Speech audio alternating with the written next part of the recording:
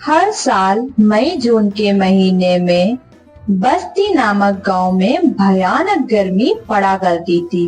बारिश ना होने के कारण वहां का जल स्तर काफी कम हो जाता था, इसलिए पंपों में पानी नहीं रहता था।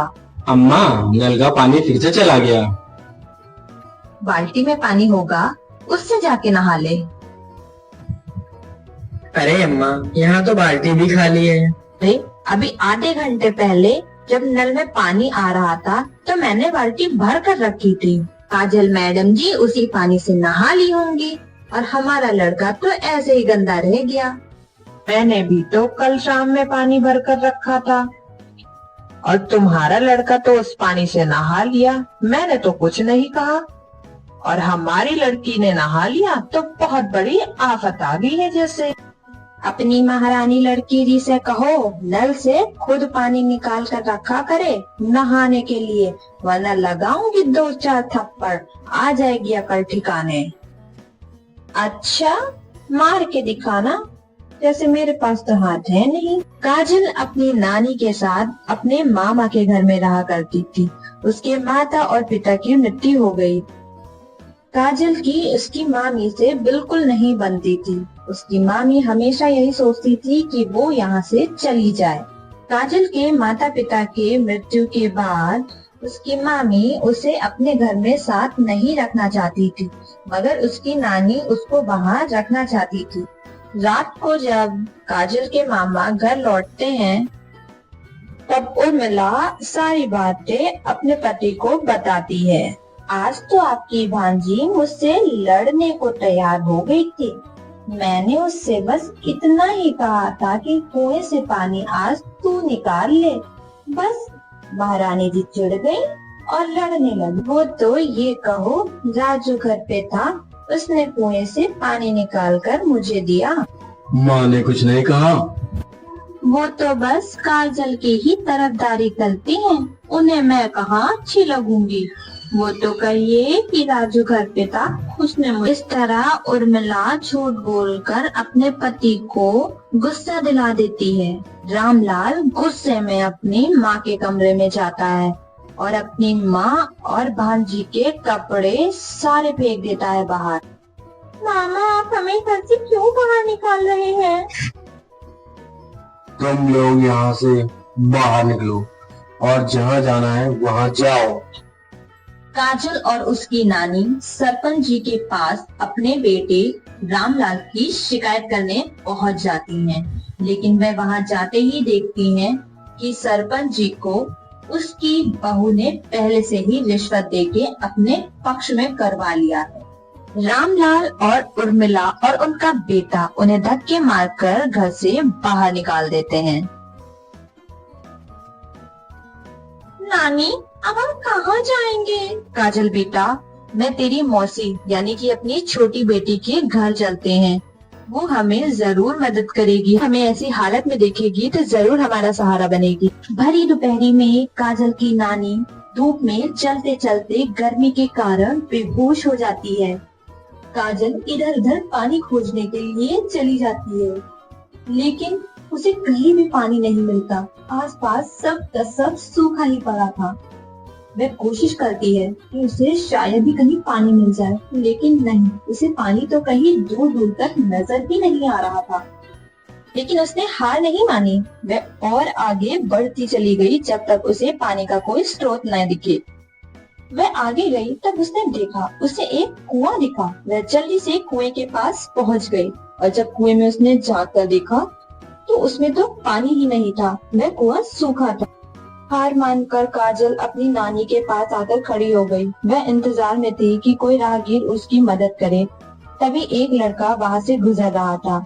उसने जल्दी से जाकर उससे पूछा, सुनो, मेरी माँ को अस्पताल पहुँचा दो और बदले में तुम मुझसे ढेर सारा सोना ले लेना। के बाद वो नौजवान काजल और उसकी नानी को हॉस्पिटल पर छोड़ ही देता है।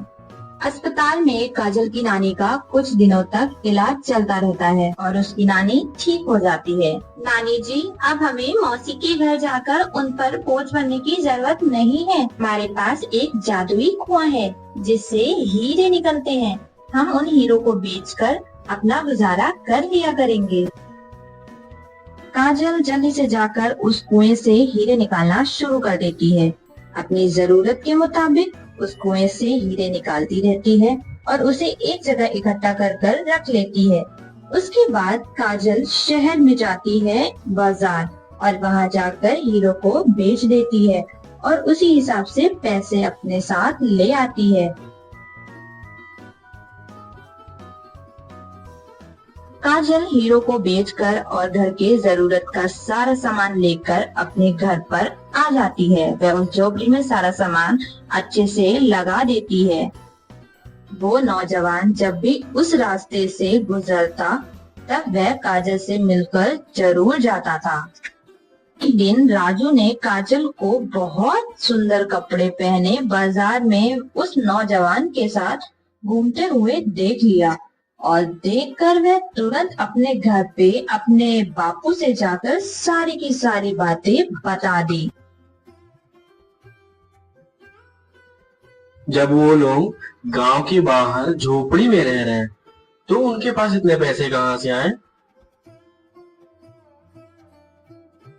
मोहनलाल एक दिन काजल का चुपके से पीछा करता हुआ उसकी झोपड़ी तक आ पहुंचता है और पेड़ों के पीछे से छुप करके देखकर काजल को कुएं से हीरे निकालते हुए देख ही लेता है। ये सब देखने के बाद वह जल्दी जल्दी अपने घर की ओर निकल पड़ता है।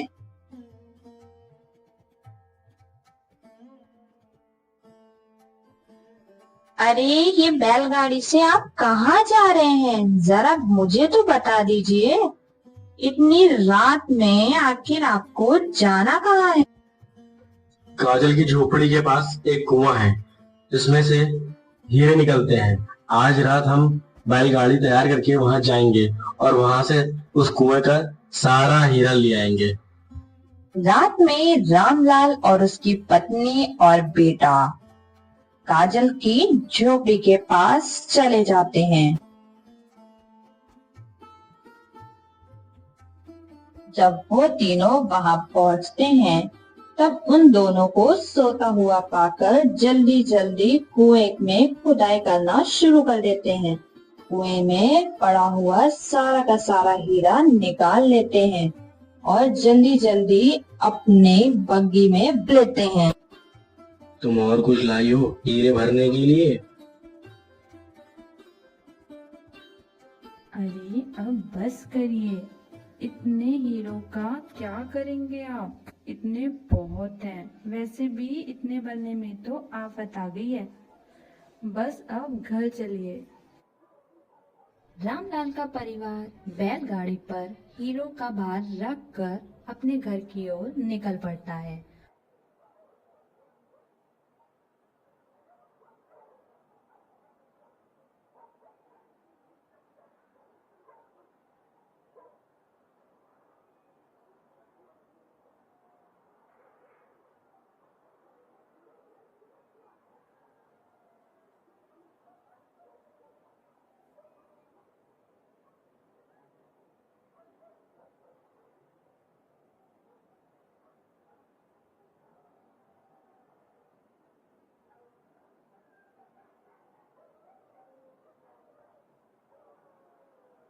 रात में डाकुओं की टोली उसी रास्ते से गुजर रही होती है।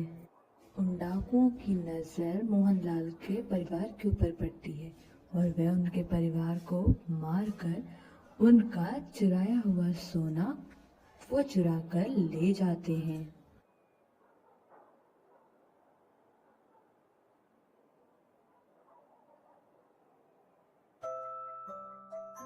उधर काजल की शादी उस नौजवान से हो जाती है और वह बहुत अच्छी लाइफ गुजारने लगती है।